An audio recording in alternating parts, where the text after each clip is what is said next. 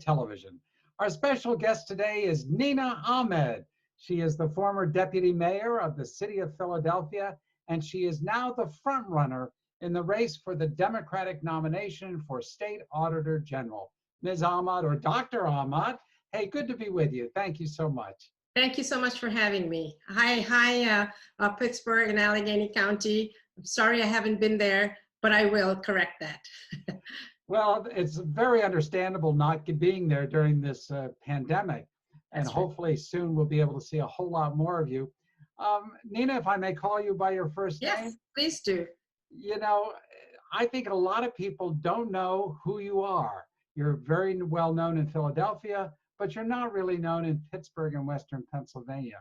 So if I asked you for your 60-second elevator speech, who is Nina Ahmad?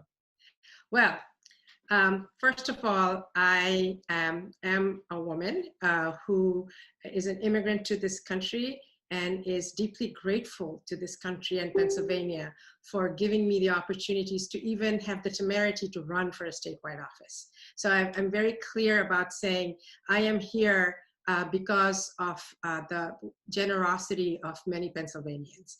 Second, education has been my lifeline. I came from a country that was war-torn and completely, in an uproar, and came here for safety, came here for an education, and that's been my lifeline. I have a PhD from the University of Pennsylvania in chemistry, then I did molecular biology postdoc, and served in that as a scientist for many years before moving on to public service.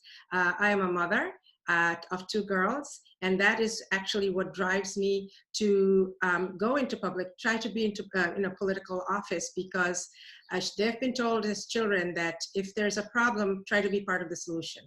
And so, what is good for the goose is good for the gander. So I am questioned by them on a regular basis about accountability and transparency as a mother.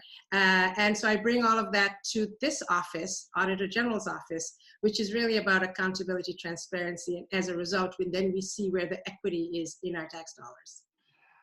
To be clear, you are from the country of Bangladesh. A lot of people might not know where that is. Tell us a little bit about Bangladesh and how you got here. So Bangladesh is a small little country the size of Texas, maybe, with a very large population. It's very, very crowded in Bangladesh. It was formed in 1971 through a war of liberation. And it liberated itself from the country of Pakistan, which had happened when the British had left India. They carved up India into Bangladesh, and Pakistan and India, and we were the east side of Pakistan. So we are on the eastern border of India, a small country that fought ferociously for independence, to have the ability to have the freedom to practice our own culture, which was really the primary motivator there around language rights. And I lived through that as a child, and was taught that, people make an ultimate sacrifice for freedom. We've had this happen in this country here, and that war of independence has really shaped my political views of saying that movement building with people around an issue that liberates people is really important. Second thing I learned in that experience was women were used as a tool of war. 200,000 women and girls were brutalized in that war by the genocidal army. And that has made me a firm advocate for women. I continue to do so. I serve on the National Organization for Women's Board. And because that playing field is not level yet, not just for women, but many marginalized groups. And so as a scientist and as a public servant, I bring a very broad experience to the table, and I looked to make sure that my hashtag that I've used in the campaign, Leave No One Behind, is married to the concept of government doing public good, and then you have an inclusive government. How did you get from Bangladesh to the United States? Was it to pursue your education? Yes, indeed it was. And as I said, that's been a lifeline for me. I think someone like me really deeply appreciates what this country has to offer, because I've seen a place where there was nothing. When the military left the country, when the independence happened, they burnt down libraries, hospitals. They picked up anybody who could actually run the country and killed them and left them in rotting piles across the country. I actually saw dead people. This was a message to us for all those 9 months where 3 million people were killed, that you behave badly or out of line, that's what's going to happen to you. So that trauma never leaves you. And you then get to appreciate and work to make sure that no one ever encounters that kind of trauma. And there's a quick anecdote. I don't know if you have time for that. One of the reasons why I'm such a union supporter is way back then, as a child, I listened to my parents talk very quietly, because who knows who was listening, about the fact that in the United States, who was supporting the genocidal military, and that was Nixon and Kissinger supplying arms. Here in Philadelphia and Baltimore, along the ports, the longshoremen created a coalition with local activists, particularly Quakers, and people from my part of the world who lived here. And they made a blockade, a symbolic blockade to these ships. And for 4 months kept that up, work stoppage, no one crossed the picket line, and partly they were the reason why the United States changed its foreign policy and stopped supplying arms. So that is my introduction to understand that unions are about solidarity, unions are about fighting oppression. And so I have a deep, deep abiding faith in what the unions stand for. You are unique in so many ways. You are a woman of color and a Muslim and from a foreign country, but clearly an American citizen. You are the first of your kind to win a statewide nomination in the Democratic Party. Well, I haven't won yet, just to be clear. Well, all right. You are ahead. You're ahead. Yes. And the votes that remain to be counted are out of your area, where you're winning 60+% of the vote. But let me ask you about the, frankly, the minority status. Although, I mean, it's not clear that in too many decades, who the minorities will be, because everybody will be a minority, I think, at some point. That's right. But let me ask you about, as a woman of color, can you relate to African Americans, to Hispanic Americans? What does all that mean? So, what it means is sitting down with people and building trust. It is, regardless of what their background is to have people know what your values are. This whole election season has been about me introducing myself to people and sharing what my values are. What values will I bring if I were to be successful to government? And as I said before, my hashtag is Leave No One Behind. And that is about being truly inclusive, about making sure all the hard-earned tax dollars are distributed in a manner that is, we have fiduciary responsibility there, but also how exactly, how do we decide what is going where? A budget is a moral document, and I want to see the role the Auditor-General can play about giving the data around those values, around that distribution. So, working with people from diverse backgrounds is really about sitting down and saying, when you are hungry in Philadelphia or you're hungry in Armstrong County, that hunger in a child's belly is the same. And we need to address that. And as a scientist, I can tell you, our skin is just a very superficial expression of who we are. As a geneticist, I can tell you that we are a product of our geographical location to have melanin or not have melanin. At the end of the day, when you look at our DNA, we're much more alike than we're different.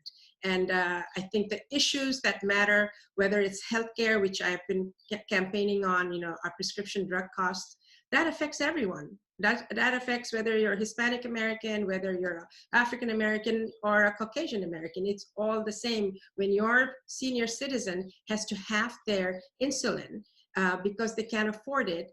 And that is penny wise, pound foolish from an economic perspective, because at the end of the day, that retinopathy that they'll have, or the amputation of the legs that they'll need, all comes back to us. We bear that cost. So when you talk about those issues and you talk about education, you know, education for me has been a lifeline, as I said.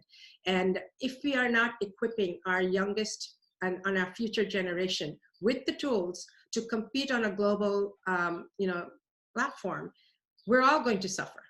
And Pennsylvania needs to have a very strategic outlook as to how we can use government to poise our people to be ready to grasp those reins, and how can the Auditor-General help in that? And finally, violence. You know, we're seeing violence everywhere, whether it's gun violence or sexual violence with sexual harassment. Those are my three major issues.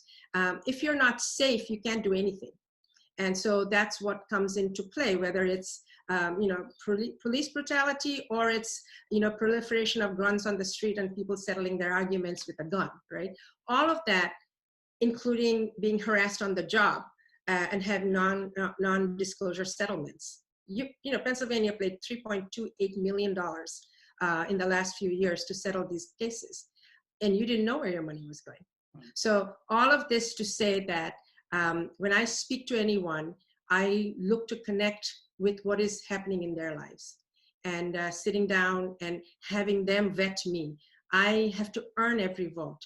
I have to earn the trust of people, and people have to know that I am deeply grateful for anybody who has considered me, and, you know, hopefully will continue to consider me. Have you yourself experienced discrimination, particularly here in Pennsylvania? Yes. Listen, starting from people following in the store. I remember when my older daughter was a baby, I was in a store and there was an African-American friend with me, but it wasn't clear we were together. You know, she was looking at some things and I was looking at some baby stuff, and, you know, we were followed. Each one of us was followed in the store. When my children go to places, you know, they're warned. They've all known that, hey, if the trouble happens, you get out of there, because guess what? You will be the target. I had to have this talk with them, that you have to do twice as much to achieve what somebody with privilege might be able to achieve. And privilege comes in different ways. They have the privilege of having a family with parents who look after them, who make sure they get their education, all of that. But I can't protect them all the way out. You know, they're out in the world. My daughter gets a second screening every time she travels without us in airports. So it comes from all sides, for skin, for the last name, you name it, we've had it. But I don't let that deter me, because it's like that. It's not just this country. You know, people, we are quick to criticize our own, which I think is healthy, but we also have to point out how much of a beacon we are as a country to the rest of the world. We set a lot of standards for how people are treated. And so that's why I want to work so hard to make sure we're at our very best to bring out those values that, you know, helped me come here. To the generosity of people of this country, particularly Pennsylvania, has allowed me to be where I am. I want to uphold those things, like show those examples of how good people are. Yes, we have problems. Yes, we have to address them. Yes, we have to end structural racism. Yes, we have to change how equitably dollars are distributed. All of those, but it starts with the innate generosity Americans have. That's what I've experienced, and I want to bring that out. And finally, Dr. Ahmad, let me give you the 60-second elevator speech to conclude this. Why should Pennsylvanians, assuming you win the nomination, as many of us think you will, why should Pennsylvanians vote for you as the next Auditor General? Thank you very much for giving me this opportunity. As I said before, I'm data-driven, and the data is not in about my results, so I can't say you know, much of anything till we have more of the results in. Second, why would you vote for me? I bring, as I said, a very broad experience of being a scientist who looks at data and uses that to say that we can have a government that delivers for everyone. I deeply believe that public policy that takes care of our most vulnerable is not only compassionate, but cost efficient. So that's what I would bring to the table, along with my skills to analyze data, which this office has data trove, and it has so much information that we don't use to actually inform our public policy, working with our legislature, working with our rest of our executive team, and working with the public to say, this is what we are doing with your money, and this is what it means when X number of dollars go in, and what is the maternal mortality rate when we look at our Medicaid dollars. What is happening in our education? How equitable is that formula fund, or does that percentage have to change of what the state gives and what the local municipality gives? That kind of information is critical, along with the accountability and transparency, which actually reveals the equitable distribution. I want to make sure that we have no corruption in this office. I want to be that beacon that people can trust as an independent voice, answerable only to the people of Pennsylvania and no one else, that I will engender trust in government so we can have a state that works for everybody. And along with my scientific skills, I've served in public office as a deputy mayor, where we had to oversee a budget of $4 billion. And that's when I know that the budget is a moral document. Well, who gets left in and who gets left out? And then bringing my civic responsibilities as serving in the Philadelphia Foundation, where I was on a grant-making chair, where we put out money into the environment, and then also on the investment committee, where we watched very carefully the $500 million endowment, what that asset allocation looked like. And those are the skills I want to bring so that our pensions are fully funded. And we are looking at all the things that impact a Pennsylvanian to prosper. And I want to be part of that equation that helps you be able to drive your own destiny. Well, Dr. Nina Ahmad, the leading candidate with the most votes so far in the race for the Democratic nomination for State Auditor General. Thank you so much for spending time with me. It was a pleasure. Thank you again, and I look forward to speaking to all of you soon. Take care now. All the best. Just because the weekend starts doesn't mean our commitment to excellence stops. Wake up to KDKA TV News Saturday